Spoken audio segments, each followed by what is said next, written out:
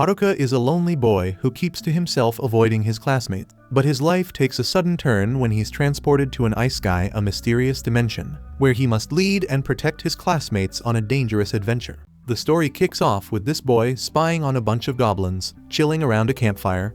He steps on a twig, and the snap gives him away. The goblins are on him, chasing hard. But while he's running, he cracks a smile. This is all part of the plan. Next thing, the goblins drop into a pitfall trap he set up earlier. The boy steps out, showing his face, thinking that was close. Good thing I had that trap ready. Right now, he's surviving solo in this world. Then his mind flashes back to the day he first got thrown into this other world. Haruka's sitting by himself at his desk, cause he's a straight up loner. He knows it, and honestly, he's cool with it. If he wasn't chilling solo, he'd have to hang out with his classmates, and he can't stand those folks. The class is full of different cliques. You got the delinquents, the popular girls, the gym bros, and then the randoms nobody pays attention to. He doesn't fit in with any of them, and that's fine by him. More time to dive into his books, no need for friends. But his quiet time gets interrupted when a bright light pops up underneath him. Looks like some kind of summoning circle is showing up under the student. For a second, Haruka gets hyped. He knows this means an ice sky adventure is coming. Then it hits him. He's been getting way too much screen time for a loner. And if there's one thing he knows about ice sky, it's that things are about to go sideways for him. He's not gonna be some casualty before GTA 6 drops though. While the portal's still loading, he makes a break for the door, trying to dip out. But the door's locked tight with magic, and no matter how hard he pushes, there's no getting out. The portal's almost fully loaded now, and his classmates start fading away, getting pulled into it. Haruka, not down for this ride, makes a last-ditch move and crawls up into the ceiling vents, hoping to hide until it blows over. He sneaks his way into the roof of the classroom, thinking he's in the clear. But right when he's feeling safe, the summoning circle tracks him down through the roof and pulls him in anyway. Sucks he couldn't stay on Earth, but he figures some fat king or cute princess is gonna pop up, asking for help or something. But that's not what happens.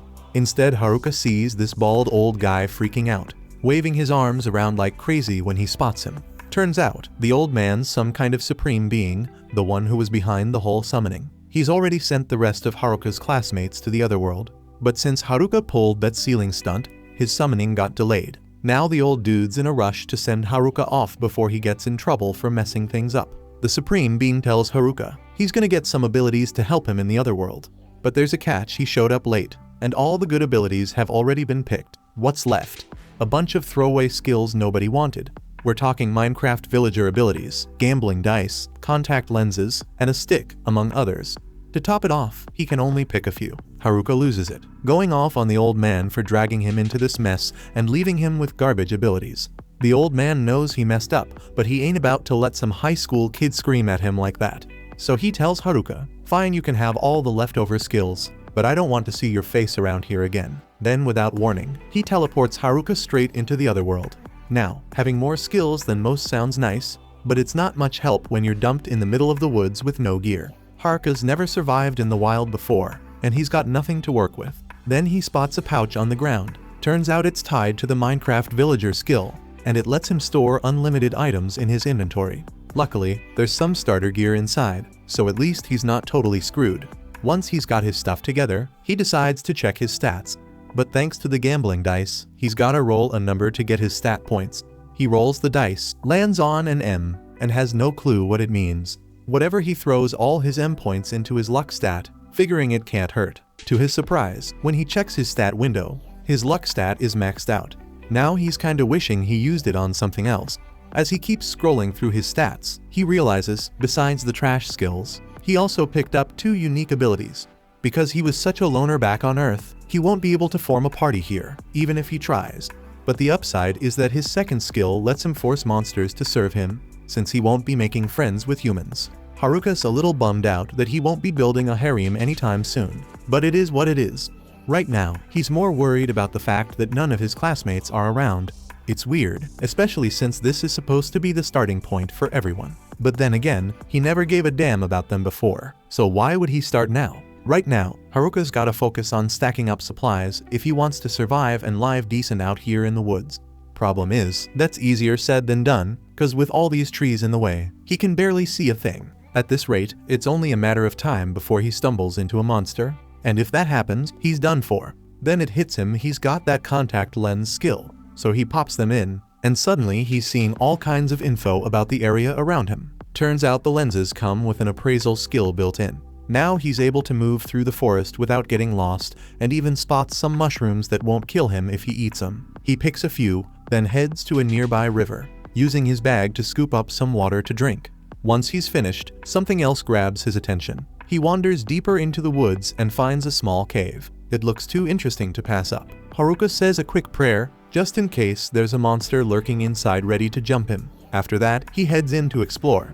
Luckily for him, the cave is monster-free, and it's big enough to be useful, so he decides this'll be his new base. He pulls a tent and a magic lantern out of his bag and sets up camp. Then he starts a small fire using his temperature control magic to stay warm for the night. Funny thing is, using that magic once lets him unlock a new fire skill, and being on edge about monsters helps him pick up a bunch of detection skills too. But Haruka's only got a stick for an attack skill, so he's still gotta figure out how he's gonna protect himself. The next morning, he wakes up with a start, nervous about what might have gone down overnight. When he steps out of the tent, he's relieved no monsters attacked him while he was asleep. Turns out those useless skill items he had were clutch for keeping him safe from the creatures. Even though he's safe from danger, that don't mean he's safe from her hunger. So, he whips out a frying pan and starts cooking up some of those mushrooms he picked yesterday. And if you're wondering where he got the pan from, it was just chillin' in his villager bag, along with a full set of kitchen knives and some beef jerky. So far, that bag's been the real MVP in Haruka's arsenal, and he's wondering what kind of villager hooked it up before he got it. Anyway, now that he's eaten, he needs to figure out what the hell he's gonna do next. So he steps outside and takes a little walk to clear his head. That cave might work as a base for now, but Haruka still gotta worry about finding a steady food supply and setting up some protection in case any monsters decide to roll up on him. Luckily, with his contact lenses, it shouldn't be too hard to gather enough food to last a while. He finds more mushrooms and some herbs almost immediately, but the monster problem's still hanging over his head. Right then, Haruka's detection skill kicks in. He notices something nearby, so he goes to check it out. When he gets closer, he's freaked out cause the noise is coming from goblins. And not just one, there's two of them, and they've both got higher strength stats than him. He wonders if he can even take them on with where he's at right now, and starts thinking about bailing. But since he's living in this forest, he knows he's gonna have to throw down with these goblins eventually, so he figures he might as well handle it now while he's got the upper hand. That said, he's not sure his stick alone is gonna cut it, so he tries using a little magic to wrap around the stick, just to see if it does anything. Turns out, it works better than he expected. So, he jumps out the bushes and cracks one of the goblins right in the head. The goblin's dazed and confused, but Haruka ain't done, yet he keeps beating it down until it finally drops. One down. Now he's got to deal with the other one. As it charges at him, Haruka dodges out of the way just in time. Now that he's feeling it, he realizes the goblin's attacks are pretty predictable. He starts dodging easily and smacks it around a few times before hitting it with a magic blast. After winning his first fight against goblins, Haruka decides that's enough action for the day and heads back to the cave to get some rest. So when he gets back, he cooks up some mushrooms for dinner and takes a look at the club he found on the goblin's body. It has high damage potential, but it's heavy and has a short range, so Haruka decides to stick with his trusty stick for now. After that, he checks his stats, and to his surprise, he realizes he leveled up from the fight he had earlier. Not only that, but all his existing stats doubled too. The next morning, Haruka wakes up, has breakfast like usual, but he's starting to get tired of eating nothing but mushrooms all the time. He really wishes he could eat some meat, but he knows he has to learn how to hunt first, and before that, he needs to enhance himself. The first thing he wants to try is the magic fusion skill he acquired. To explain it briefly, it basically covers his entire body with magic to boost both his physical and magical defenses. It also greatly increases his strength, so he should be able to fight much more effectively. Plus, his appraisal skill was upgraded to level 2, so he uses it to check if anything has changed. But the only difference is that there's a question mark next to all the descriptions. Haruka clearly hasn't played video games before, because he spends a whole minute trying to figure out what a question mark icon could mean, and eventually, he just gives up. Instead, he heads outside for some magic training. As he's leaving, he notices something on the ground. He picks it up, thinking it might be meat, but it turns out to be another mushroom. It may be a bit silly, but Haruka was really hoping meat would just grow on trees in this world, and he quickly realizes he's not going to find any meat on the forest floor, so he decides to move forward with his magic training. He activates his mana infusion and takes a step forward. but with the physical boost, he ends up flying several meters ahead. His body feels much lighter than before, and with very little effort, he can easily dart around the forest, almost as if he's teleporting. On top of that, his dexterity is greatly enhanced, allowing him to move and strike with precision. The first thing Haruka does with his new strength is challenge 2 random goblins he sees nearby. Unlike yesterday, when he struggled to take down one, he knocks one out with a single hit. Feeling really confident about this power, he thinks he can handle even more goblins. But when he spots a group of 3 goblins together, he starts to have second thoughts. He slowly backs away, wanting to avoid getting jumped by the whole crew. After that, he decides he's put in enough work for the day, so he heads back to his cave to practice his magic. He establishes a routine where he spends his days fighting and his nights experimenting with magic. To his surprise, he discovers he can even make coffee tables with his magic. By sticking to this routine, he eventually gets to the point where he can one-shot a goblin and craft a proper table. Feeling good about his progress, he uses his magic to create a gate for his cave, which means he can finally go hunting at night. He decides to go after a rabbit because he hasn't had meat in so long, but when he catches up to it and is about to start cooking, he notices something else moving nearby. At first, he thinks it's just another goblin, but then he realizes it's even worse. His classmates from school. He really doesn't want to deal with them, so he plans to sneak away in the opposite direction. As he starts moving, he sees the gym bros, the popular girls, and even the nerds. The nerds aren't that bad. He hung out with them sometimes in school, but he still doesn't want to talk to anyone. Finally, he spots the student council group, which includes the class representative. Even though he doesn't like socializing with his classmates, he admits that the class rep has always been nice to him. He briefly considers saying hello as a way to return her kindness, but he really doesn't want to mess up the solitude he's found. No one knows he's here, and he finally has the chance to be completely alone, just as he's always wanted. There's no small talk, no taxes, and no one bothering him. So after thinking it over, he decides to ignore his classmates and continue living alone, determined to conquer this world on his own. He spots the troublemakers creeping up too close, so he ducks into some nearby bushes to stay hidden. Right when he does that, the troublemakers hear something rustling in the bushes and figure they better check it out. As they get closer, Haruka braces himself, thinking he's about to get caught. But luck's on his side this time because all they find is that bunny he set free earlier, and it bolts off. The troublemakers leave, feeling let down like they were expecting more. Later on, we see them gathered by the river, shooting the breeze. Haruka's lurking nearby, eavesdropping, hoping not to get mixed up with them. Turns out they're just talking dirty about the girls in their class.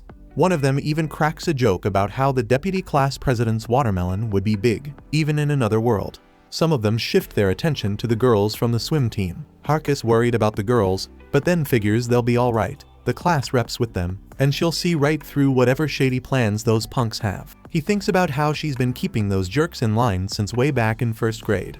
Then, they turn to this nerdy guy with them, Tanaka, and ask if they can use their skills however they want. Tanaka says they can, and they start bugging him to teach them more about these skills. Haruka watches this and can't help but think that Tanaka's being treated like their personal search engine, digging up info on skills and ice guy stuff for them. The troublemakers head off with some sleazy ideas brewing, and Haruka figures out they're probably heading toward where the rest of his classmates are, upstream by the river. He decides he'd rather be alone, though, and heads back to his cave. Back at his hideout, Haruka notices his loner skill leveled up to 2. Probably because he managed to stay hidden from his classmates. He's glad his neat title didn't level up, though but bummed about his messed up job titles. He sees that he's reached level 3, but he thinks his Master of None and Blockhead skills are slowing him down. He doesn't even know what those skills are supposed to do. Master of None makes it hard for him to stick to one thing though. He can do other things decently. Blockhead makes him feel like a puppet on strings, pretty much useless. He decides not to overthink it and tries to eat his frustration away, but gets down again because it's mushrooms for the umpteenth time. He wishes he had some meat or fish. The scene cuts to him lying in bed at night, hearing sounds of a fight coming from outside his cave. He can't sleep because of all the noise, so he decides to step out and see what's going on. Figuring good kids should be knocked out by now, he's hoping it ain't the troublemakers again. But when he checks, he's surprised to see the nerds surrounded by a bunch of goblins, trying hard to hold their own in the fight. They're struggling a bit, and he thinks about stepping in to help. But first, he uses his appraisal skill to check out their abilities. Turns out, they're way stronger than him, so he figures they'll manage without his help. Plus, they've got those cheat skills he doesn't. He explains that back in their old world, His class was full of top-tier athletes and brainiacs, some of the smartest kids in the country. There were even some celebrity kids mixed in, and he's still wondering how he ended up in that class. The nerds should be pros when it comes to dealing with this otherworld stuff, so he's pretty sure they'll be fine. Just as he's about to leave, though, he spots some more goblins sneaking up behind the nerds don't even notice, so Haruka decides to step in. He takes out the goblins with his wooden cane, then checks on the nerds to make sure they're good. They've already handled the goblins on their side, so they tell him they're fine. Afterward, they walk around with him, thanking him for the assist. Haruka takes them back to his cave, and they're blown away by how fancy he's made it inside. He explains it's all thanks to his earth magic and some clever packing. They can't believe he pulled it off by himself, and they start saying it's not fair he's got all this space to himself. Haruka asks what happened to the rest of their classmates, wondering if they went off exploring on their own. But the nerds reveal they're actually on the run. Curious, Haruka presses them for more details, and they start from the beginning. They explain how everything kicked off the day they were summoned to this world. After arriving, they were all confused, trying to figure out where they were. It didn't take long to realize they'd been transported to another world, just like the old man said they would be. Some of the girls started crying, missing their families and homes. The rest of the group felt like it was a hassle, not knowing what to do in this strange new place. But the nerds, being familiar with these kinds of situations, immediately checked their stats and recognized their skills from stuff they'd read in manga. The delinquents rolled up on the nerds, threatening to rough them up if they didn't start spilling more about the other world stuff. Meanwhile, the class rep held it together, even with all the chaos going on. She told everybody to chill and warned them not to make too much noise in the forest. But that warning came too late. Some goblins had already tracked them down. Even the class rep couldn't keep her cool once she saw what was happening. The delinquents and some of the girls were straight up freaking out, nearly losing it at the sight of the monsters. But the nerds, knowing these were just goblins, low-level creatures straight out of an Isekai novel, using their skills and what they knew, the nerds managed to put up a good fight. Seeing the nerds holding their own, the jocks jumped in too, and together they wiped out all the goblins. After that, the class rep suggested they move somewhere safer, where they'd have a better view of their surroundings, so they all headed to a river that seemed safe enough. They set up camp there, and the nerds took charge, teaching everyone survival tricks they'd learned from reading manga and light novels. The class rep got everyone organized, assigning tasks, and for a while, things got better. The class started working together and even managed to build a little home base in this new world. But it didn't last. After some time, the girls got fed up with all the manual labor and other chores, and they refused to do any more work. The class rep tried to reason with them, but they weren't having it. Seeing this, more people started slacking off, figuring they could let the nerds handle everything since they were better at it anyway. No matter how hard the class rep tried, she couldn't get through to them. Eventually, she broke down, wondering how things had gone so wrong. From then on, it was the class rep, the nerds and a few others doing all the work, while the rest just lounged around the camp. The nerds were frustrated, especially since they still had to fight monsters to level up. They remembered that some of the delinquents had picked skills like mesmerize and puppetry, which could control others, and they were determined to get strong enough so they wouldn't fall under that spell. Meanwhile, Tanaka had been giving the delinquents all the details on their special skills, including how to control others. The delinquents started secretly leveling up at night by fighting monsters. They figured they needed to level up first to unlock their puppetry and mesmerize skills. But what they didn't know was that the nerds were keeping a close eye on them the whole time. This is when they caught wind of the delinquents' harem plan. It wasn't hard to figure out either, since those fools were being real graphic about what they wanted to do to the girls in class. The nerds took it straight to the class rep, and she decided she had to level up too, no question. A couple days later, the delinquents finally unlocked the skills they needed and thought their twisted dreams were about to come true. But right when they were about to act, the class rep busted in on them right on time. They tried to get nasty and use their new skills on her, but those punks were laid out on the ground, unable to move. The nerds jumped in and used their sealing skills to lock down the delinquents' dirty abilities. With their sleazy plans fully exposed, they got kicked out of the camp, but they weren't taking that lightly. Not long after, the delinquents hit back, launching a straight-up attack on the camp. They didn't care who got hurt, attacking everyone in their path and burning down the whole camp. After tearing through the place, they bounced, telling everyone they'd be back for more. The nerds were crushed seeing everything they worked so hard to build go up in flames like that.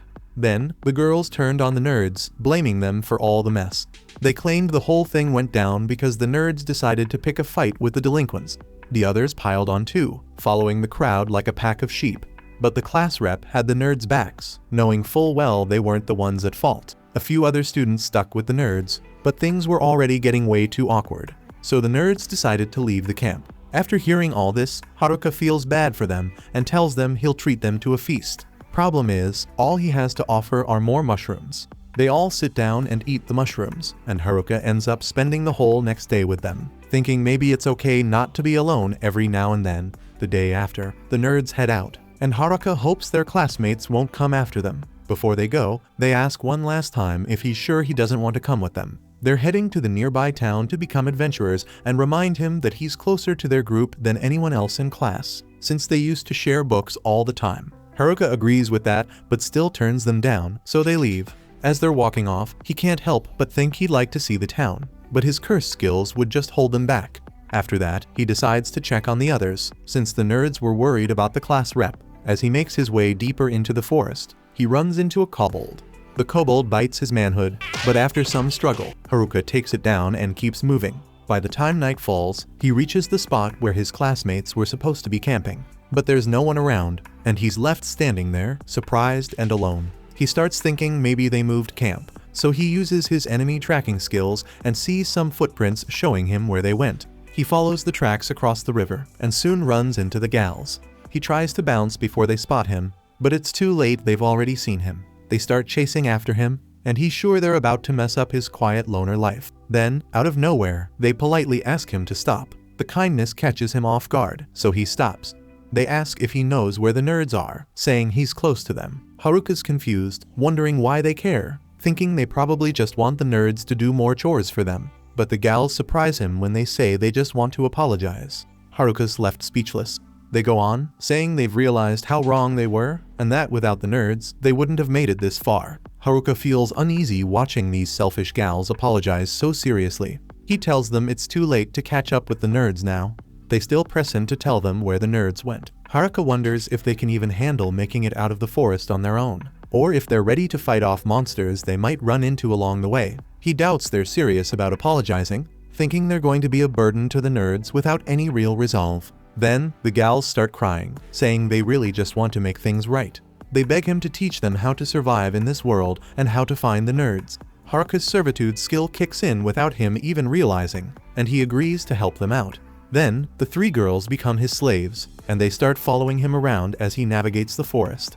But the whole vibe is off. The gals barely even respond when Haruka talks to them. He starts wondering what kind of skill servitude even is and why it feels so messed up. It creeps him out how they help him fight monsters, presenting him with the spell stones like they're fetching sticks or something. Haruka notices the leader of the group is injured, so he gives her a potion. Instead of using it, she splashes it on him. Feeling down, he thinks it would be a bad look if the class rep saw him like this.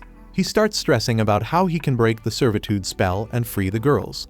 And then, right on cue, the class rep shows up. She tries talking to him, but he's too wrapped up in figuring out how to break the servitude skill. She has to shout in his ear to snap him out of it. Meanwhile, we cut to the delinquents, who are still plotting their twisted plans with the girls.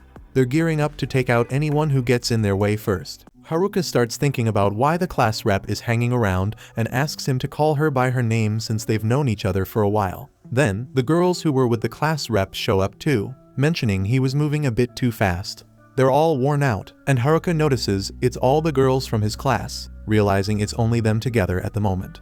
The class rep looks over at Shimazaki, the leader of the group, and wonders what's going on with her and the others because they're acting a little off. Haruka's stuck trying to figure out how to explain the situation and hopes someone else will fill him in first. Afterwards, Haruka lets her know the girls are serving him, but the class rep mentions that skill's supposed to be used on monsters. Haruka explains it triggered on its own, and he doesn't know how it works. The girls though give him side eyes, and it's enough to make his skin crawl. He tries to make an exit, but the girls block him, and the class rep's confused about why he's trying to dip out. Haruka's frustrated because he just wants to get back to being on his own. The class rep checks on Shimazaki, shaking her until she snaps out of it and says she's fine. The class rep's relieved to see her back to normal. She says there's no point asking Haruka what went down, so she'll ask Shimazaki instead. While she's questioning her, Haruka tries to slip away again, but the class rep tells him to sit tight. Bored and restless, Haruka figures he'll pass the time by expanding his base. Using his skills, he tries to make a basement, but he puts too much magic into it and ends up digging himself deep into the ground. Haruka's baffled by what just happened, and the class rep tells him, "I told you to stay put." He explains he was just trying to fight off boredom, and she helps pull him out. She also mentions Shimazaki told her everything, confirming Haruka was helping them. Haruka thinks to himself, "I never said that," but the girls go ahead and thank him anyway. Haruka doesn't care much about it though and wonders if he can leave now. The girls remind him he's supposed to help them out. The class rep, confused, asks what he means by home and questions if he was born in this world. He responds, saying he built a home because he had some extra time, but the class rep is sure homes aren't the kind of thing you build just because you're bored. The other girls are straight up jealous when they hear Haruka's got a place of his own. They huddle up for a meeting to figure out what to do next, leaving Haruka outside waiting. During the chat, the class rep calls out to Haruka, asking how many folks could fit in his spot. Haruka casually says his crib could hold about 240 heads. He adds that if he clears out the furniture, includes the bathroom, kitchen, and toilets, he could probably squeeze in even more. The class rep is low-key jealous that he's got the luxury of a bath and a kitchen, feeling like Haruka's living on a whole different level while they're out here barely scraping by. The girls then nudge the class rep to ask Haruka something. Embarrassed, she finally pops the question, could they crash at his place for a day? Haruka's stunned, not expecting the girls from his class to want to stay the night at his crib. His mind instantly drifts into pervy territory, imagining things he probably shouldn't. He jokes that girls these days are wild, and the class rep snaps back, telling him it's his thoughts that are scandalous. Haruka suddenly turned into a hot dog.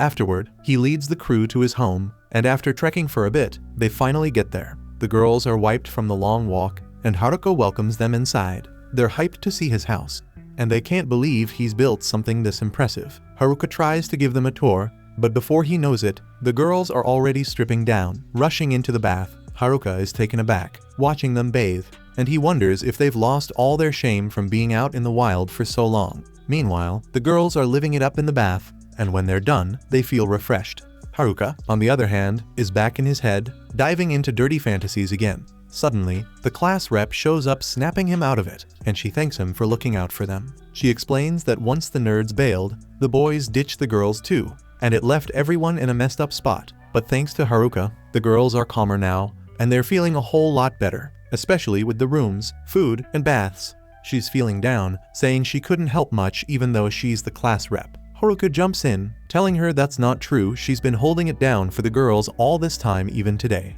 The class rep gets emotional, almost crying, feeling like she hasn't done as much as the nerds.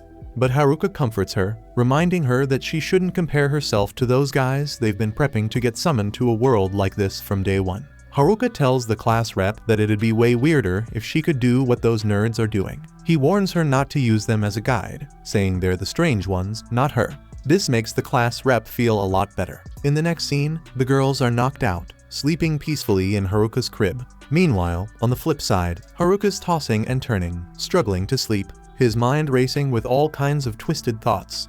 The next morning, one of the girls wakes Haruka up, telling him breakfast's ready. Haruka, still groggy, wonders what's happening. As he's trying to sit up, he asks for another 30 minutes of sleep. But instead of letting him rest, the girl climbs on top of him, asking if he even plans to get up at all. Haruka gets flustered by how close she is, so he quickly changes the subject, asking what's for breakfast. She says it's grilled fish and mushrooms, and Haruka gets so excited that he accidentally headbutts her in the process. Next, we see him munching on the fish, tears in his eyes because it's been forever since he had some. The girls think he's doing too much, telling him they've been living by a river, so getting fish is no big deal. Haruka says he knows that, but he's been stuck watching the fish this whole time since he doesn't know how to catch them. Every time he tried, they kept slipping out of his hands. Curious, he asks if they have a way to catch them. The scene then cuts to one of the girls using lightning magic to zap the fish in the river. Haruka realizes this is how they've been doing it and asks her to show him again. She tells him to focus this time, and when she starts her lightning spell, Haruka uses his packing skill to grab it. He throws the magic into the water, electrocuting the fish himself. In the process, he learns lightning magic, and the girl's confused about what happened to her spell. The class rep asks Haruka what's going on, and he explains that he learned lightning magic through his packing skill, saying it might be some kind of synergy between his packing and Master of None skills. The class rep says it's pretty wild if he can snag magic like that. but Haruka brushes it off, saying it's not that big of a deal, he only has the leftover skills since all the other good ones got snatched up by everyone else. Afterward, the girls splash around in the water. Haruka asks the class rep if she's figured out their next move. She says they're thinking of heading to the closest town, and that's when Haruka remembers the girls are still on the hunt for those nerds. The girls snap back, saying they're not hunting anyone, but the class rep admits they probably need to level up a bit before leaving the forest. Haruka agrees, saying they'll need to boost their levels if they really do plan on taking on those nerds. The girls get even more heated, insisting they're not out here looking for a fight. Haruka offers to help them level up, and soon after, he's asking them about their current levels before they start training. They all shout out their levels, and Haruka finds out they're somewhere between 16 and over 20. He gets low-key disappointed, realizing he's still stuck at level 7. The girls, bored, tell him to hurry up and start already. That's when Haruka spots 3 kobolds hiding nearby. He reveals them and says they'll kick things off by fighting these guys. The highest kobold level is 9, and the girls think they've got it in the bag, but they end up losing miserably. Seeing that, Haruka thinks they're trash, and the girls start making excuses for why they lost. Later, they all gather in Haruka's tent to go over the fight. He tells them that just because his tent can stretch out doesn't mean it's their new meeting spot. They brush him off and tell him to sit quietly, so he just slumps in the corner. After the meeting, the girls get fired up, vowing not to lose again, and gear up for a rematch with the kobolds. Haruka thinks it's cool they're hyped, but he's not sure if they're really ready for round 2. Just then, the same girl from earlier comes up to Haruka, apologizing for testing him before. She explains that she had trust issues because some of the guys in her class tried to assault her, and it left her traumatized. She thought he might pull the same move on her. Haruka's shocked. Can't believe the girls had to deal with something that messed up. The girl says that he's not like those other guys. He gave them food, a place to stay, and even taught them how to fight. She adds that she'll wake him up tomorrow too, and Haruka decides to nickname her the Fish Girl. The next morning, while Haruka's enjoying his fish, he notices the girls gearing up for their rematch with the kobolds, but the class rep stops them, saying they need more training first. She makes them fight some goblins to warm up. Once that's done, the girls head into their rematch with the kobolds. Haruka's hoping they'll be alright, but notices not all the girls are feeling it, some are napping, and others are faking sick. But the ones ready to throw down manage to pull it off, working together as a team and beating the kobolds. They're all hyped that the training paid off, and the class rep congratulates them for their win. Haruka admits they had him worried for a minute, but he's glad they came out on top. He's thinking he can finally go back to his loner life now. The class rep thanks him for all the help, and she mentions they're ready to head to town with him. Haruka's surprised, thinking I never said that, but the class rep makes it clear he's coming, no arguments. He's got no choice but to roll with them. Later, they finish packing up for the trip to town. The class rep checks if they packed the mushrooms, and when she sees they did, Haruka tries cramming even more into the bag. Once they've checked everything, they all head out for town together. Meanwhile, we cut to a different scene. A guy is running, clearly terrified, and he trips. The person chasing him catches up and pins him down. The guy begs for mercy, saying he doesn't have the skill the man's looking for. But the man doesn't care. He strangles the guy to death, cold as ice. Haruka's rolling through the woods with the girls, keeping an eye out cause he knows he's gotta protect them from any troublemakers lurking around. Suddenly, they run into an orc. Haruka tells the girls to watch close and take notes while he handles it. He charges at the orc, dodging its wild swing, and he can't help but laugh at how slow it moves. He remembers from the Brainiacs that orcs have tough physical defense, so he'll have to bring it down with some magic. He checks his skills, sees he's got this new grand magic ability that lets him combine the 4 elements, a trick he picked up thanks to his Packin' skill. Next thing he knows, the orc's charging again, but he slips behind it and cracks it one good with his staff, knocking it out in one shot. Haruka's surprised, thinking his physical attacks wouldn't work on an orc. The girls are staring at him in awe, and he figures he'd better use magic on the next one to make it educational. He slings a fireball at the next orc, but again, it's down in one hit. The girls are left speechless, complaining they can't learn anything from watching him since he's way too powerful. Later that night, they cook up the orc meat, and Haruka sets up some traps with his earth magic. He opens his map, planning the next day's route, but his perception skill kicks in, alerting him to some folks approaching. He's ready to take on the delinquents again, but it's only the jocks this time. Haruka wonders what they're doing out here, following the girls like stalkers. Turns out, they were looking for him. He asks why they're hidden from the girls, and they say they can't trust anyone because there's someone out there with a skill even scarier than the puppeteer or charm skill. Haruka figures they're talking about the hijack skill, but then asks if they're worried he could be the one with it. They reply they'd actually be relieved if he had it, seeing as he likes being a loner anyway. The jocks decide they're gonna go through with it and ask Haruka to help them apologize to the girls. The next day, everyone's geared up, and the class rep pulls Haruka aside, saying she spotted him with the jocks. Haruka mentions their apology plans, but then she flips the script and apologizes to him, confessing she's the one with a hijack skill. Haruka tells her he already knew it was obvious. She's surprised and asks why he'd help her if he wasn't afraid, revealing the hijack skill lets her steal someone's powers by taking their life. Haruka doesn't flinch, saying there's no reason to fear her. He brings up that when the nerds locked up the delinquent's powers, they left hers alone because they trusted her. He says he feels the same way. She's tearing up, and when he asks why, she blames him. So he bolts, insisting he didn't do a thing. She calls after him, saying he's done so much for her. After the groups push deeper into the forest, they stop for a break, and Haruka starts selling juice. The girls are shocked he's charging, and one offers to pay him another way, but the class rep snaps, scolding him until he shuts down his shop. As they keep going, Haruka spots a river up ahead and tells the class rep to handle the group while he scouts alone. She wants to tag along, but he's already running off. He activates his rapping skill to power up his body and uses weight magic to make himself lighter. Feeling like he's almost flying with all these skills stacked. Soaring up high, he's blown away by the view until he starts falling, crash lands, and nearly wipes out all his HP. When he returns to the group, the class rep can't believe how banged up he is from scouting. He tells her about his tumble, adding that he picked some berries for more juice, but the class rep's unimpressed, while the juice girl lights up. The next day, thanks to Haruka's scouting, the crew has a smooth trip and finally makes it out of the forest. The girls are scoping out the scene when Haruka notices he's picked up a new skill, air walking. He tries it out and finds he can walk up in the sky now. The class rep gets all worried about him, but he's already flying high, scoping the area from above, when he spots a group getting attacked by monsters. The class rep insists they should help, but Haruka's cautious, figuring those folks might be bandits, and he doesn't want to risk it. Class rep isn't having it, she grabs him, saying they've gotta help anyway, so he's down to go. Knowing he can't get there by running, Haruka tries something different. He combines his rap skill with weight magic to go lighter, then uses grand magic to whip up some wind, taking flight. But the wind pulls the class rep up with him, and as he zooms off with his airwalk, he realizes she's hanging on for dear life. She yells at him to be careful, but he can't stop in time, so they crash straight into the group. Turns out, he's wiped out all the monsters, and the party leader thanks him, introducing himself as Ofta.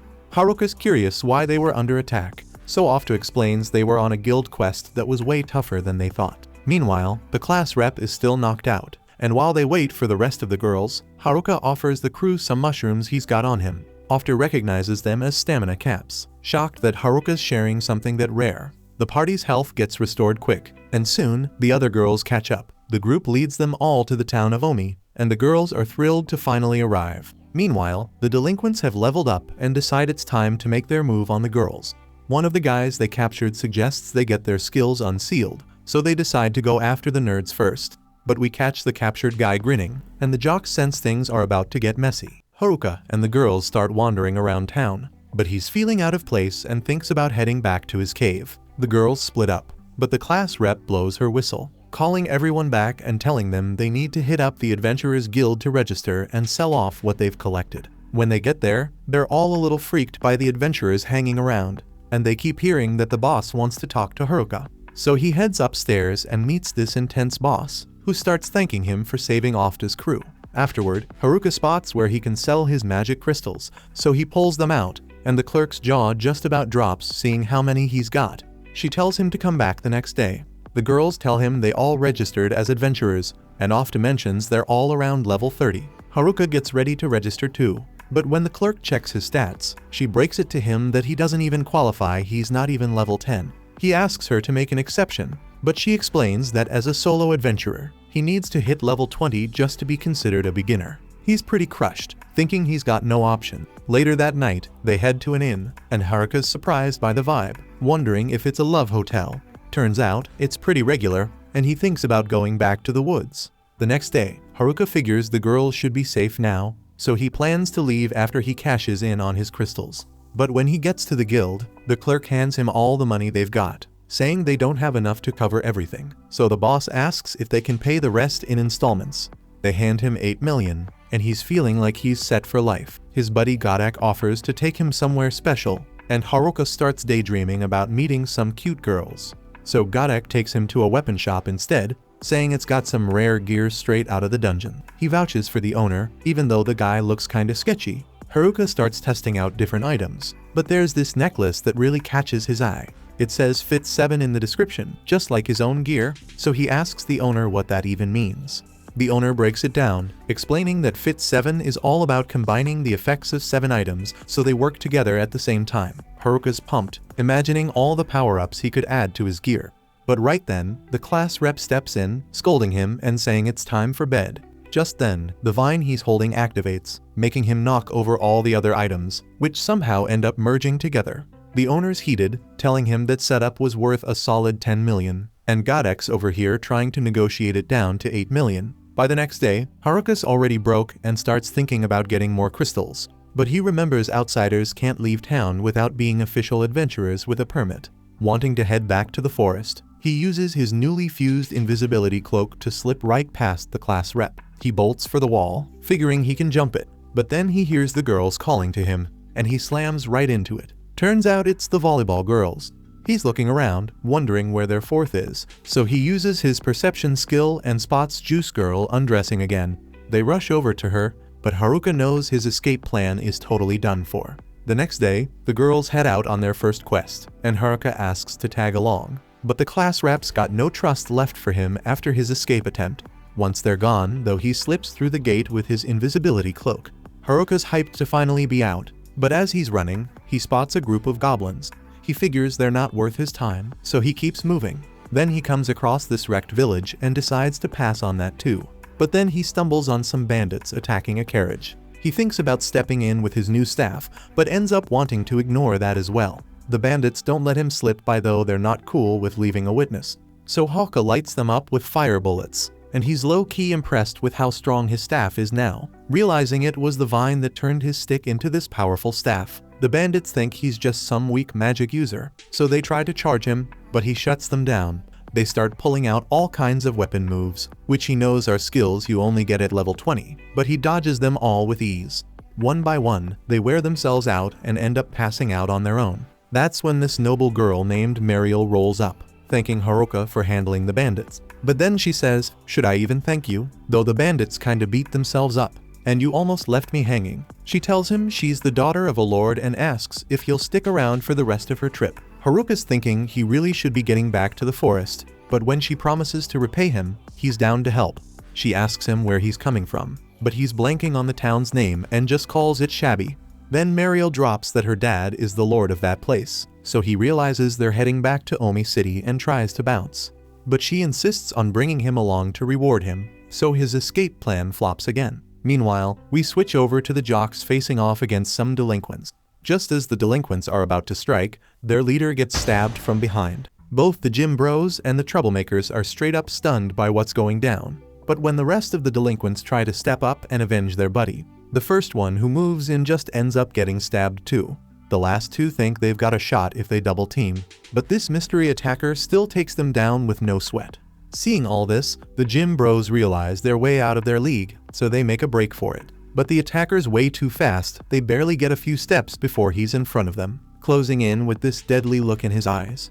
Meanwhile, Haruka's back in town thanks to Mariel, though he wasn't down for it at all. He only went along cause she started tearing up, so he figured he'd be nice and tag along. Once they reach the Lord's place, Mariel steps away for a bit, so Haruka takes a peek around. The house is nice and all, but that's got nothing to do with him, so he heads for the door to bounce.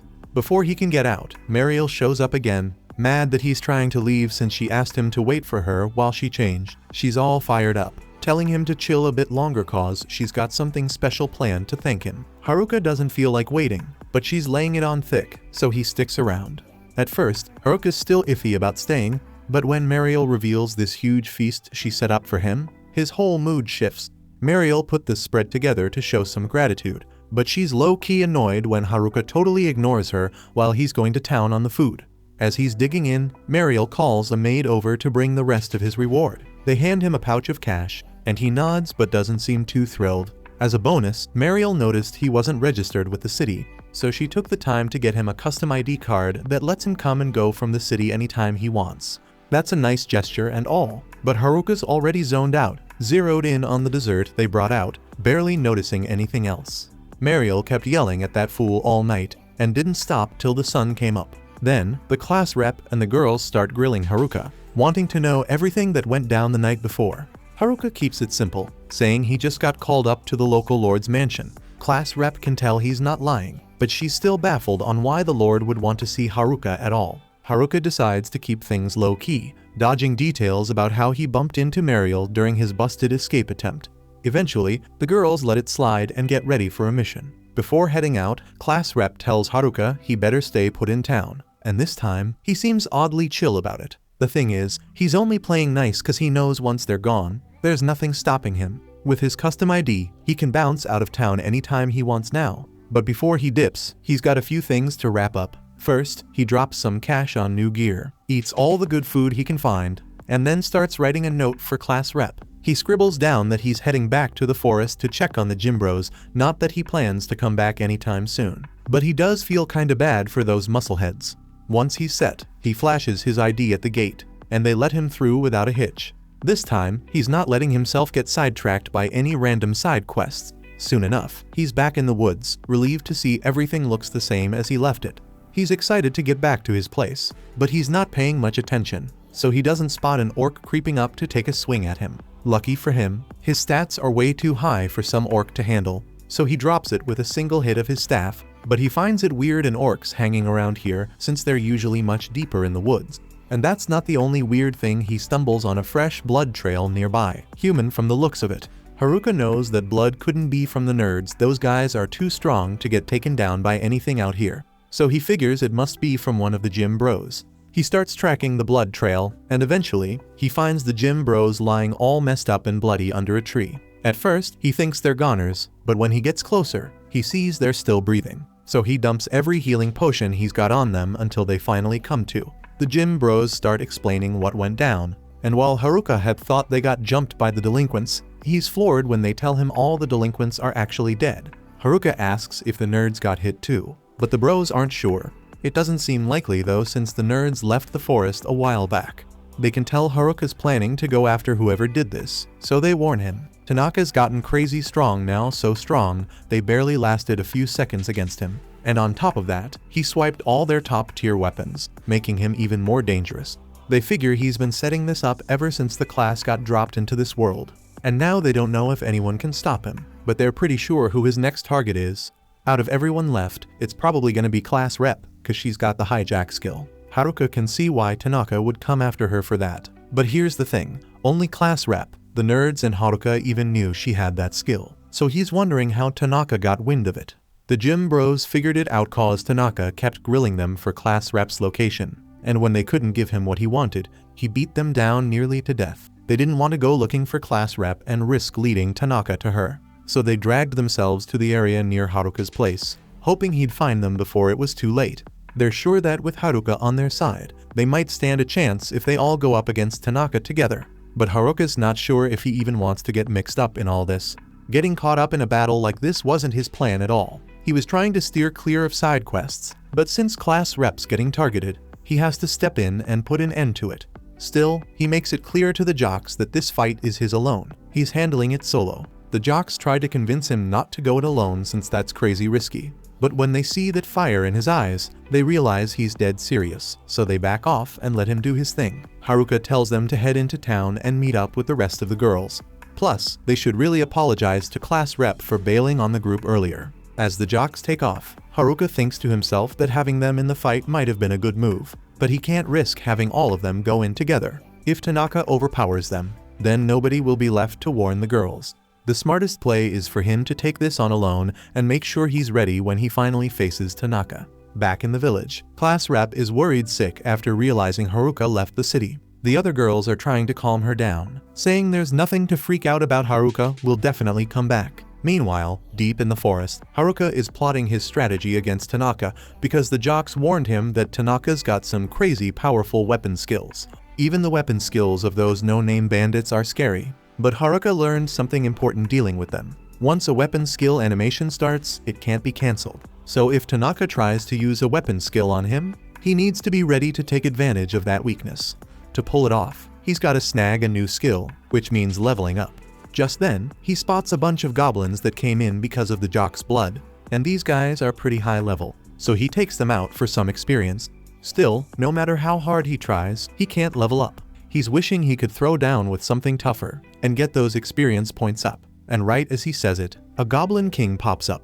No hesitation, Haruka's ready to take it down. This Goblin King's no joke, it's strong, and it's fast too, with attacks coming at him quickly. Haruka barely manages to dodge at the last second. One hit from this thing could be game over. He can't even think about hitting back without getting tagged himself, so he's got to switch it up and think of a new move. He whips out his warp skill, mixes up a bunch of other skills, and turns them into a whole new one. With this new skill, he dashes right past the Goblin King and drops it in an instant. He's pumped, feeling good that his skill mashup worked so well. But before he can celebrate, he feels this creepy, heavy presence behind him, so he backs up, bracing for the next fight. This new monster, a Goblin Emperor, and it's sitting at level 50. Meanwhile, Haruka's only level 9. He knows straight up fighting this thing head-on isn't gonna work. His only move is to give that new combo skill another shot. He fires it up and charges straight at the Goblin Emperor. As soon as he's close, he hits it, but his special skills don't even scratch it. The Goblin Emperor just stands up like nothing happened and starts swinging back at him, faster than he can believe. It's clear now the Goblin Emperor's using some kind of weapon skills. These attacks are way too strong, so Haruka's gotta focus, looking for the smallest gap in its moves so he can throw in a counter. Finally, he sees a tiny opening and lands a solid hit to the goblin's chest, sending it flying backward.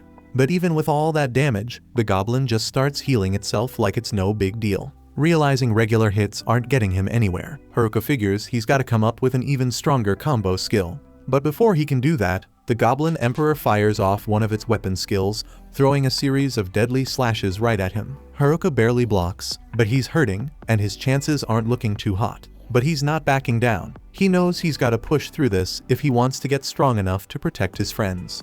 He picks himself up and charges at the Goblin Emperor one last time, giving it everything he's got. By the time morning rolls around, Haruka's the last one standing. Thanks to the all-nighter he pulled, he's leveled up twice.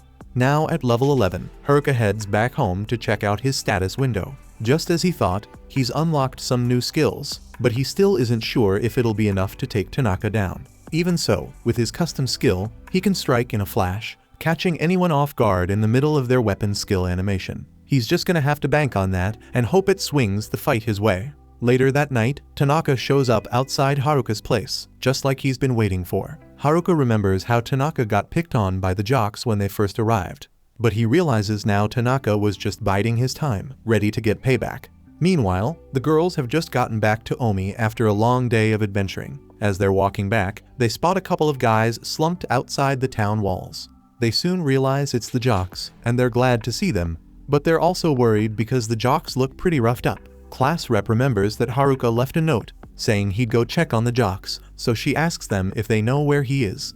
They let her know Haruka's out in the woods right now, putting his life on the line for all of them. Out in the woods, Tanaka's frustrated when he realizes Haruka's the only one there. He was hoping to see class rep instead. He even went through all the trouble of getting the delinquents to stir things up and split the class. That's when Haruka realizes Tanaka's been pulling all the strings this whole time and Tanaka's ready to take out whoever he needs to get what he wants. But Tanaka doesn't see Haruka as any kind of threat, so he turns to head out and hunt down class rep, planning to steal her hijack skill. But even if Haruka doesn't exactly vibe with his classmates, he's not about to let them get hurt. He steps up, raises his staff to Tanaka's neck, and says, "You shall not pass." Tanaka, annoyed that someone he sees as a nobody is standing in his way, warns Haruka that if he's that set on stopping him, he's more than ready to take him out. Tanaka lets loose his full power, hurling some rocks Haruka's way as a warning shot. He then brings up the White Room, where everyone was picking their skills. Tanaka went last and made sure to scoop up all the leftover skills nobody wanted because they were worthless. With a smirk, he asks Haruka if he really thinks he can take him down with those trash skills, then launches even bigger rocks his way. Haruka braces himself to block them, but Tanaka goes ahead and uses his unique ability tweak. Suddenly, Haruka's body starts moving all strange, like he's lost control. It's hard to move, but he somehow dodges the rocks, only for Tanaka to summon crystal spikes right under him. Haruka manages to sidestep those too, but he's worn down, feeling like his whole body just got way heavier. Tanaka, impressed, admits Haruka's better than he thought. Then, he asks how long Haruka's been on to him. Haruka says he had his suspicions from the start. Haruka figured Tanaka would either stick with the nerds or roll solo, so it threw him when he saw Tanaka hanging with the delinquents. He knew there had to be a reason. Haruka then asks when this plan of Tanaka's kicked off. Tanaka reveals he thought of it the moment they got yanked out of the classroom. He missed the hijack skill, but when he saw Tweak the skill to mess with people a little, he grabbed it. He used it to play the delinquents for fools, and the rest was history. Tanaka then says they've chatted enough. He traps Haruka's foot with a vine, then launches a blazing fire spell, convinced it'll finish him off. But Haruka suddenly absorbs the flames into his staff, using the power of the herb that fused with it. He moves to counterattack, catching Tanaka off guard, but Tanaka was just putting on an act. With a quick move, Tanaka pulls out a sword, blocks Haruka's strike, and shoves him back. Then he summons all his weapons, announcing he finally gets to use them all. He charges at Haruka with a sword, switching weapons with every hit. Haruka's completely on defense, barely able to keep up with Tanaka's fast. He tries hiding in the bushes, but Tanaka lands a heavy hit, blasting him clear across the river. Haruka starts piecing it together. He's not strong enough to take Tanaka head-on, and wonders how he's able to juggle all those weapons and powers at once. Tanaka shows up and tells him to quit while he's ahead, but Haruka pushes himself up and throws a question back, asking if he's using the copycat skill to swipe abilities from their classmates. Tanaka confirms with a wicked grin, adding that his plan was to copy the class rep's hijack skill, take her out, and snatch the real deal for himself. Once that was done, it'd be easy for him to wipe everyone out and collect their skills too. Haruka realizes he's facing his toughest opponent yet, and then Tanaka switches it up, throwing different weapons at him. Haruka fights back, but his strikes only hit an illusion. The real Tanaka is lurking behind him. Thinking quickly, Haruka points his staff down at the ground. Tanaka assumes he's giving up and charges, but Haruka sidesteps, dodging the attack in a smooth, ultra instinct-like move. He then throws Tanaka off by asking if he can use each copied skill only 3 times. That rattles Tanaka, and his composure starts to crack. Haruka reveals he figured out the weakness in his copycat skill a while ago and was purposely burning through Tanaka's copied abilities. Furious at being outplayed, Tanaka attacks in a fit of desperation, but Haruka dodges and knocks him back with a hard kick. Seeing an opening, Haruka decides it's time to end this. But just as he moves in, Tanaka fires a powerful shot, forcing him to pause. Refusing to back down, Tanaka whips out his ultimate weapon, summoning a dagger and lunging at Haruka with 2 quick strikes before vanishing and reappearing above him. Haruka dodges each strike, but as the dust settles, he realizes it was all a distraction. Tanaka's got one more trick up his sleeve. Tanaka's hiding behind a rock, building up his ultimate move, Instant Death. He hits Haruka with it, and true to its name, the skill takes him out on the spot. Haruka hits the ground, lifeless, and Tanaka steps out, laughing like a straight-up villain. He even stomps on Haruka's head for good measure and starts to leave. But then, out of nowhere, Haruka gets up and calls out, asking Tanaka why he's dipping so soon. Tanaka spins around, freaked out, and demands to know how he's still alive after instant death. Haruka lets him in on his secret. He's got a health skill that makes him tough against status effects, and instant death counts as one of those. Plus, his luck stat is maxed out, meaning the death skill's success rate was almost nothing against him. Tanaka loses it, asking why he dropped dead if he was fine, and Haruka shrugs, saying it was all an act. Tanaka's head is spinning, and he snaps, saying Haruka shouldn't even be able to move that fast while under his tweak skill. Haruka then drops another bomb. He used a skill called Blockhead, which lets him control others like puppets, and he used it on himself to cancel out Tweak's effect. Tanaka is out of control now, full-blown temper tantrum, starts throwing every weapon skill he's got at Haruka, but Haruka blocks it all without breaking a sweat.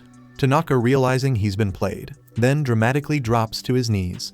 He remembers how he used to be bored out of his mind in school, being the genius who outpaced everyone. He'd been dying for some excitement, and when he and his classmates got pulled into this world, he knew exactly which skills to pick to turn his life into a thrill ride.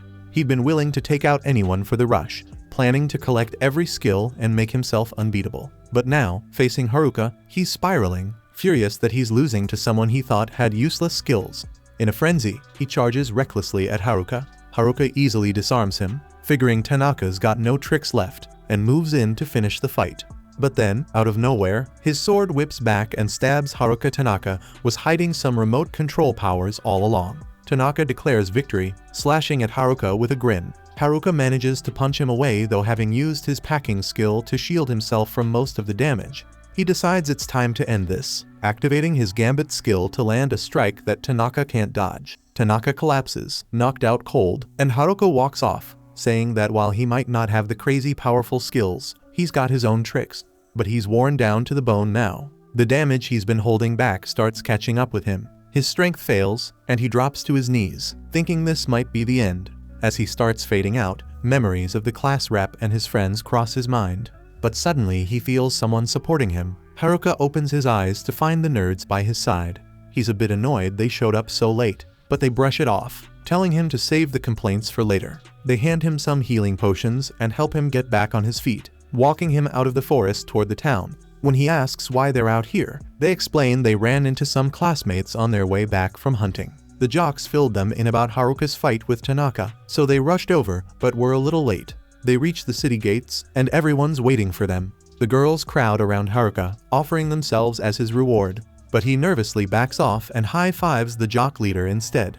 The girls laugh, pulling him along, and even apologize to the nerds for how they treated them in the past. Haruka can't help but think this is the happy ending everyone's been hoping for, and that he's no longer needed here. He starts to sneak away while everyone's celebrating, but the class rep catches him in the act, asking where he thinks he's going. Caught off guard, he stammers, but she suddenly hugs him, saying she was genuinely worried. He apologizes, but she tells him sorry isn't gonna cut it. She's rallied all the girls in the class, and they're ready to let him have it for sneaking out of the city without saying a word. Haruka panics, but he's got no escape as the girls drag him back, ready to scold him and suck the life out of him. The next morning, Haruka wakes up after a wild dream and heads downstairs. The nerds are already there, looking ready to hit the dungeon again. From the way they're acting, Haruka can tell they're up to something, and his curiosity kicks in, especially since they've been diving into that dungeon non-stop. Turns out, they're after some rare treasure that only drops in the dungeon. They spill the beans. This item's supposed to help them set up their own harem. Haruka's taken aback. The nerds have been stuck here for a month with zero luck pulling in a single hottie. They're banking on this harem raid to flip the script. The crew gears up and heads out. While Haruka admits a harem raid sounds kinda wild, he's got no interest in it. All he wants is to get back to chilling alone, far away from everyone's drama.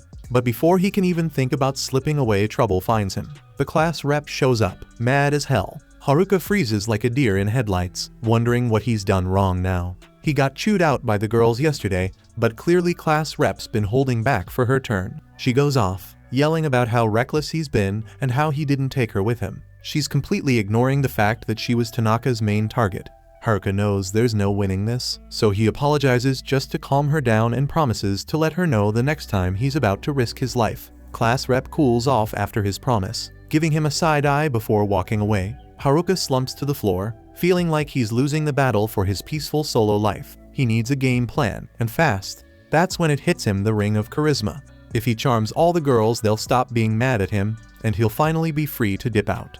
With his mind made up, Haruka's ready to hit the dungeon again. Meanwhile, over at the Lord's mansion, Mariel's worried about her father. He's been working himself into the ground, and she tries to get him to chill with some tea. But he's too stressed. There have been monster sightings in the area, and he can't let his guard down yet.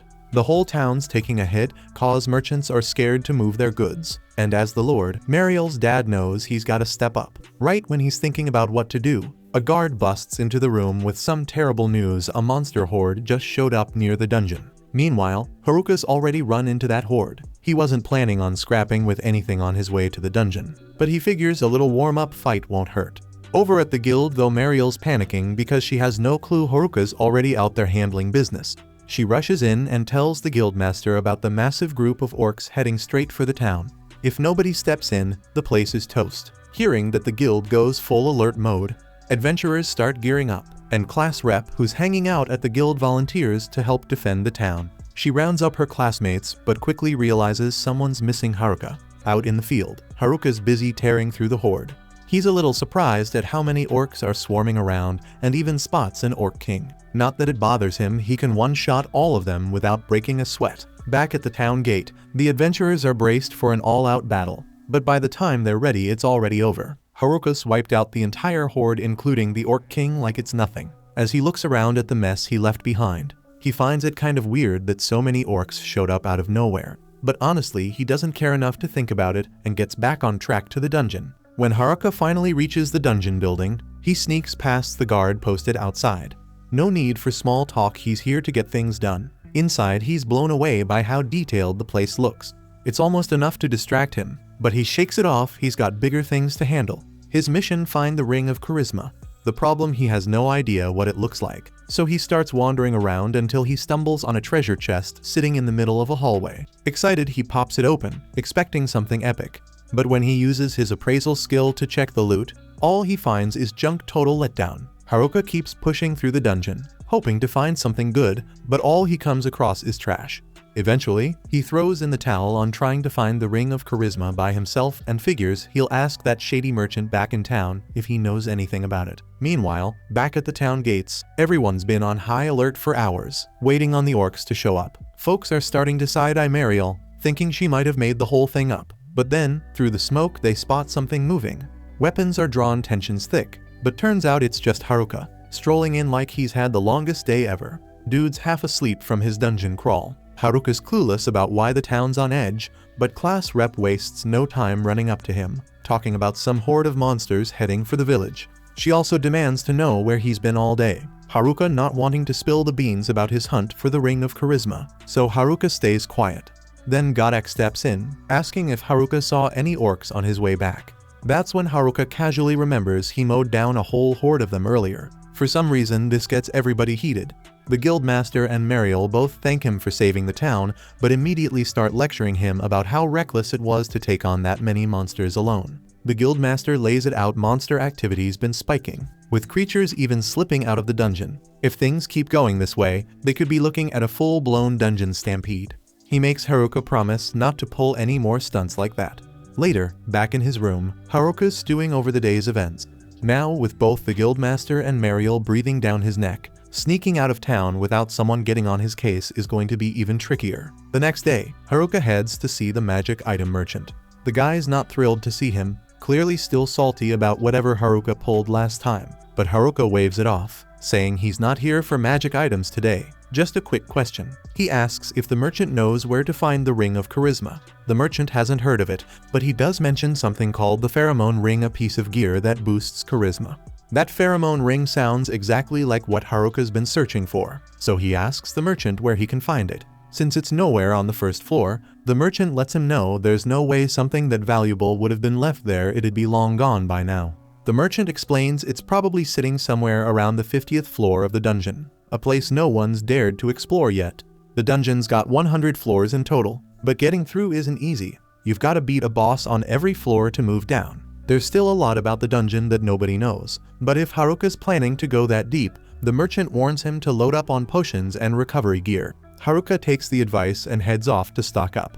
What he doesn't realize is the nerds overheard every word of his conversation. As soon as they catch on that Haruka's after the pheromone ring, they run straight to class rep to snitch. When class rep finds out what Haruka's planning, she and the other girls start freaking out. If Haruka gets his hands on that ring, they'll be too charmed to say no to him, and he'd be free to do whatever he wanted.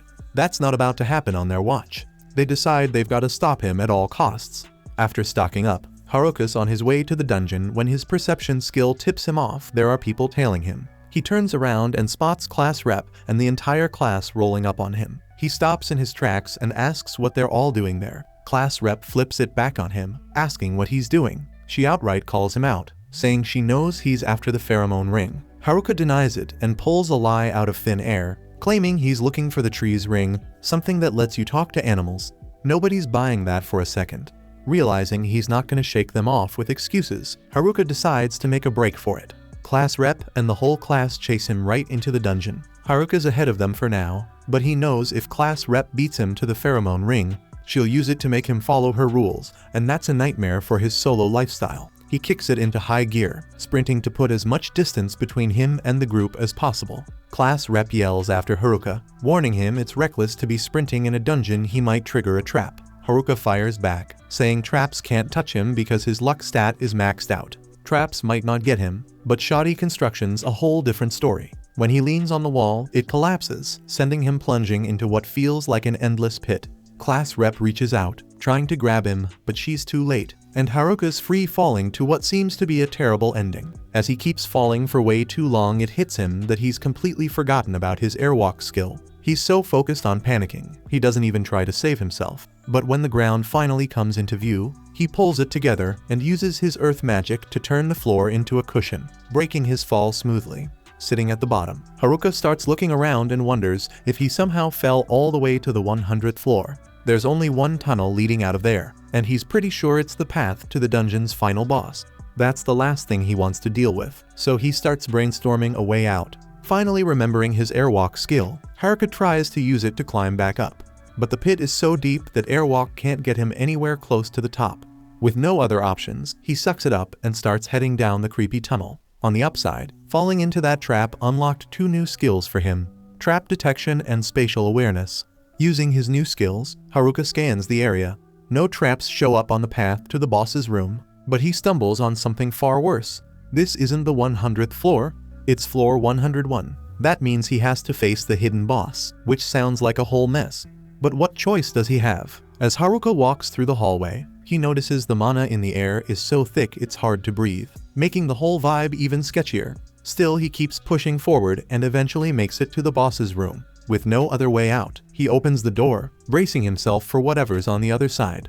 The second Haruka steps into the room, a rush of mana slams into him, and standing in front of him is the secret boss of the Dungeon Emperor. He knows this fight's going to be no joke, so he uses his appraisal skill to check out his opponent. What he finds is enough to shake anyone. The Dungeon Emperor is level 100. Meanwhile, Class Rep and the rest of the crew are still making their way down the dungeon looking for Haruka. They've hit the 47th floor, and there's no sign of him anywhere. Some of the group starts thinking he might have fallen to the very bottom. Shimazaki suggests Haruka could use one of the portals that send you back to the surface, but Oda explains that's not how it works. Those portals only show up after beating a floor boss, and if you skip the regular path, the portals don't appear at all. Basically, Haruka's stuck. Even though they all know Haruka's strong, the stories about this dungeon say the Dungeon Emperor is at the bottom, and it's leagues ahead of even the Dungeon King. The girls start realizing they might not have what it takes to save Haruka, since their gear isn't built for such a deep dive. Class Rep isn't about to leave him behind though, so they agree to keep pushing forward and see how far they can make it. Back in the boss room, Haruka's sizing up his options. His appraisal skill didn't show any of the Dungeon Emperor's abilities, but it did reveal one thing. This creature is the No-Life King. Haruka knows liches are monsters when it comes to magic, so there's no way he's letting this turn into a long-range fight. Instead, he decides to take it head-on, Flash stepping behind the lick. He thinks he's got the drop on it, but the lick counters at the last second with a sword. It's clear now this battle won't be the easy win Haruka was hoping for. Outside the dungeon, Mariel and her father see dark clouds gathering over the dungeon. They know it means something big and bad is about to happen. Her dad tells her, go to the guild and warn them to prepare for any emergencies that might come up. Meanwhile, Haruka is in the dungeon, still figuring out how to deal with the Dungeon Emperor's god-level speed. He decides to unleash all his speed-boosting abilities at once to turn the tables. He starts darting across the room, trying to outmaneuver the Emperor. Every time he strikes, though, he's still a step too slow. He pushes himself to go even faster. Haruka keeps attacking and tweaking his movements, but nothing is giving him an advantage. The Emperor dodges his every move and Haruka is just barely avoiding deadly counterattacks. He's running out of time and energy. In the middle of the fight, Haruka's contact lenses unlock a new ability, Foresight. He starts seeing glimpses of the future, but the ability comes with a warning. If he lets his guard down for even a second, he's done for. Haruka knows he doesn't have many choices left. He decides to go all out, attacking with everything he has because his survival depends on it. The battle drags on, and at some point Haruka starts enjoying the intensity, but his body isn't keeping up, his knees give out, and he's panting hard. He's completely drained of stamina and magic, and is on the verge of passing out.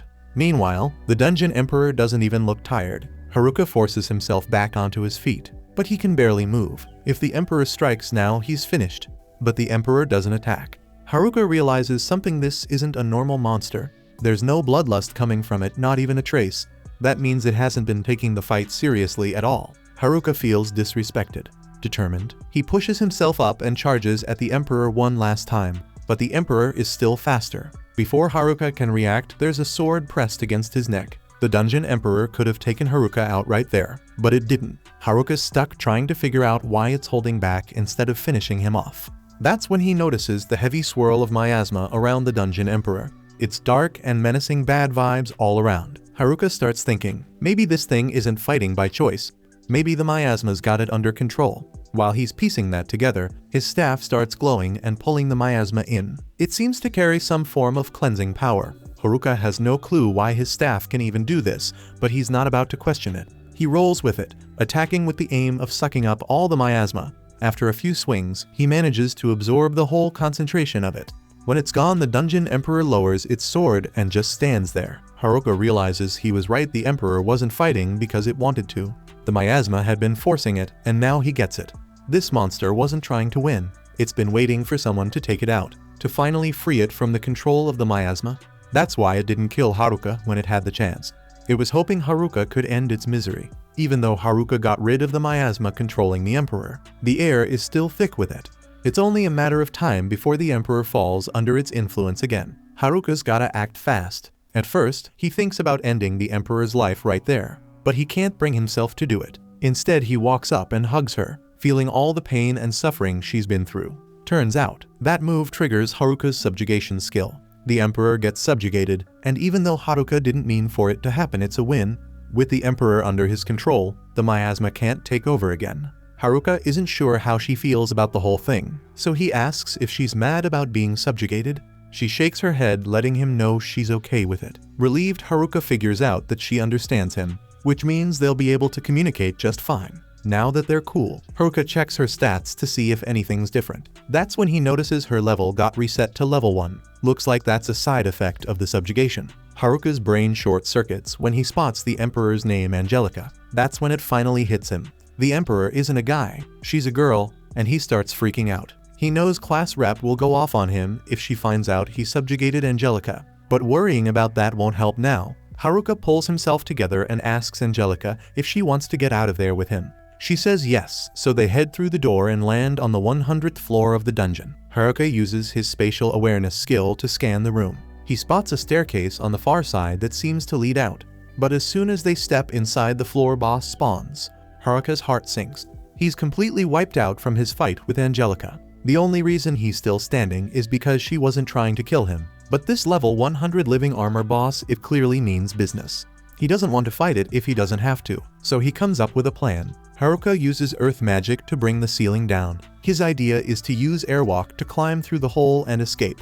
Just when he thinks he's got it figured out, 2 minotaurs lock eyes with him. Their stares sharp enough to cut steel. He appraises them just to confirm how bad the situation is, and it's worse than he thought. They're level 99. Now he's in even deeper trouble.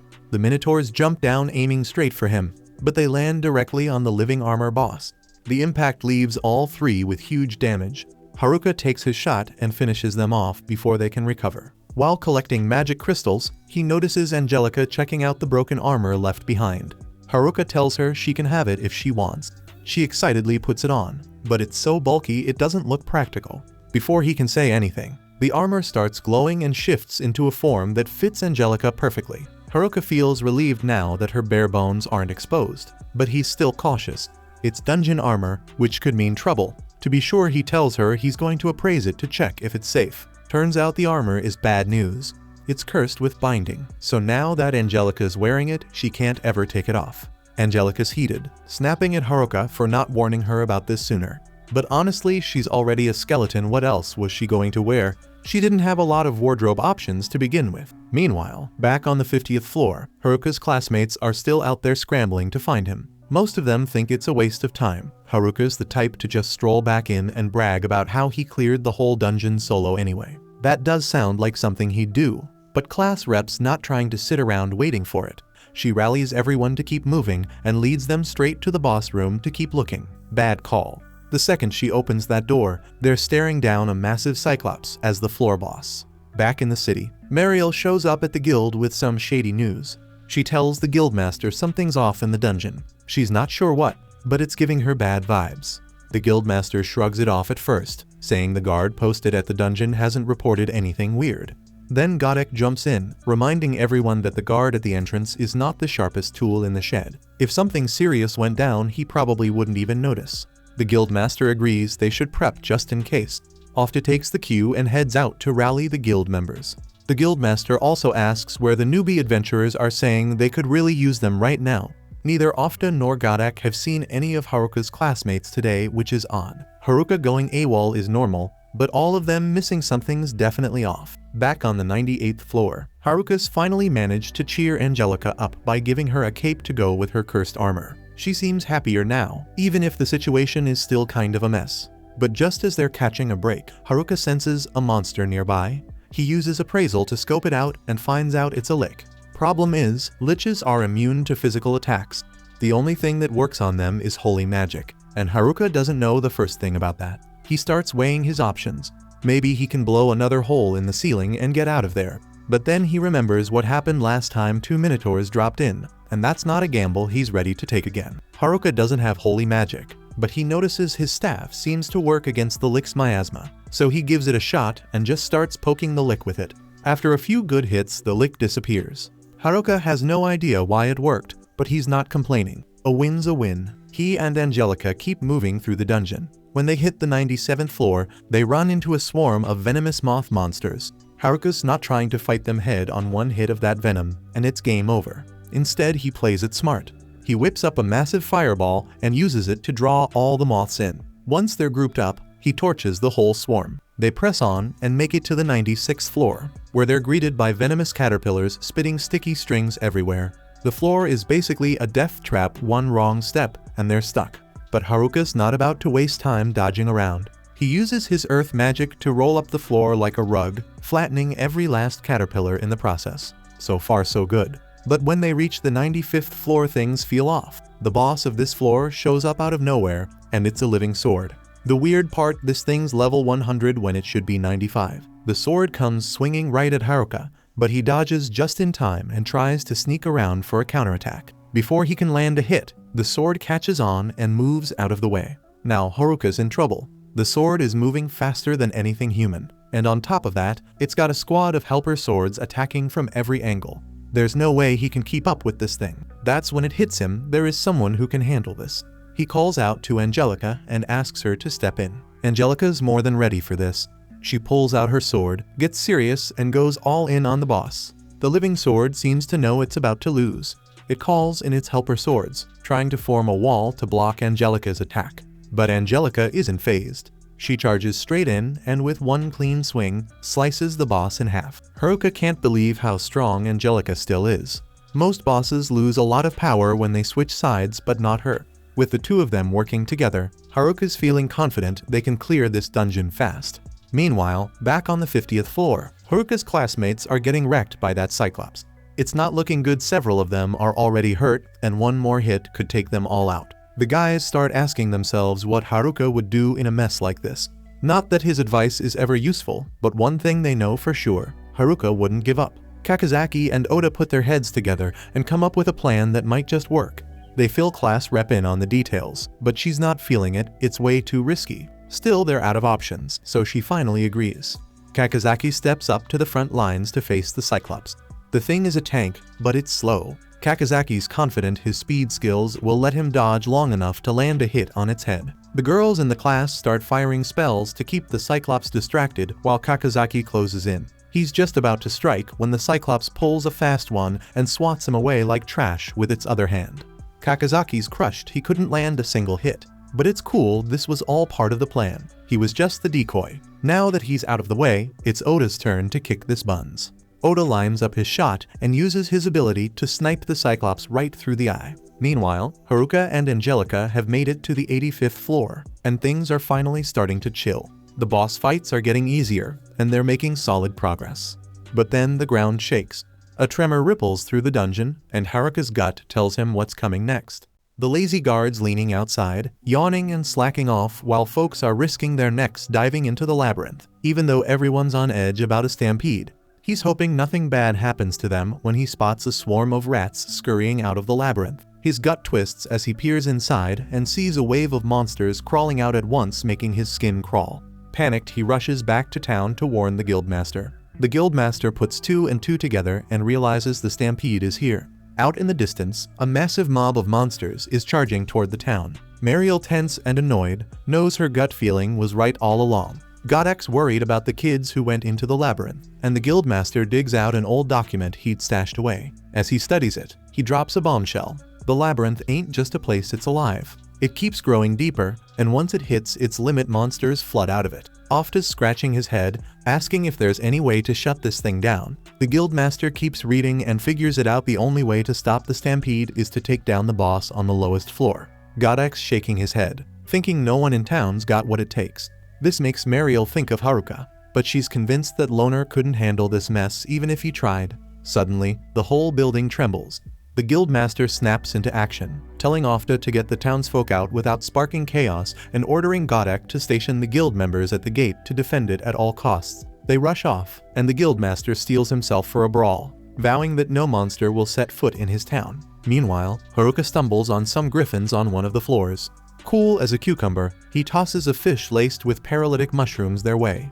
The griffins gobble it up keel over, and Haruka jumps in, thrashing them. Angelica's shaking her head, baffled by how he manages to look like a total coward while pulling this off. They clear the floor, but on the 54th floor, Haruka's friends are hanging by a thread.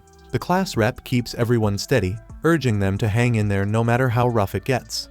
They know they gotta save Haruka no matter what, and right in front of them they spot a pack of werewolves. Back in the town, the adventurers just managed to hold off the first wave of the stampede, but they're all beat up and exhausted. Mariel can't believe what she's seen. She's never seen anything like this. Godex tells the guildmaster, "We won't be able to hold the fort if another wave of monsters hits us." Then it hits him, the newbies are still stuck in the dungeon, and Godex worried the guildmaster's thinking about sending them to take down the boss. The guildmaster thinks Haruka could be the one to take it out, and Mariel realizes Haruka might be their last shot. The guildmaster starts trying to figure out how to get a message to Haruka about stopping the stampede, but Godex not sure anyone can even get to him right now. Both he and Ofta look at Mariel, but she's not sure she can go alone. The guildmaster agrees it's too much to ask of a noblewoman and tells Ofta to go with her since he knows the dungeon. Ofta's worried about the next wave of monsters coming, but the guildmaster tells him not to worry about it. They've got the town covered, even if they're the last ones standing. Ofta gets it and asks Mariel to come with him, but she's still unsure. Then she looks at all the wounded soldiers and adventurers who've been giving everything they've got to protect the town. That's when she decides she's gonna do everything she can too.